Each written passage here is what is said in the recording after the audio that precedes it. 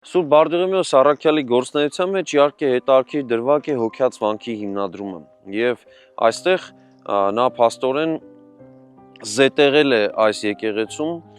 Մարիամ Աստվածածնի անձեռակերտ պատկերը։ Ինչպես Աստվածաշնչում ներկայացվում է,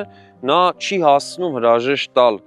Սուրբ Մարիամ Աստվածածնին եւ երբ գալիս հասնում է, արդեն նրան փաստորեն հուղարկավորած են լինում, այս ժամանակ նա բավական տարակուսած է լինում եւ ընկերները, առաքյալները որոշում են նրան ընդառաջ գնալ եւ բացել այն գուբը, որտեղ որ գտնվում էր Սուրբ Գույսի մարմինը, բայց երբ բացում են, նրան այլևս այդտեղ չեն գտնում եւ իբրև մխիթարանք նրան տրվում է փաստորեն Մարիամ Աստվածածնի այդ պատկերը, անձեռակերտ պատկերը, որ գտնվում էր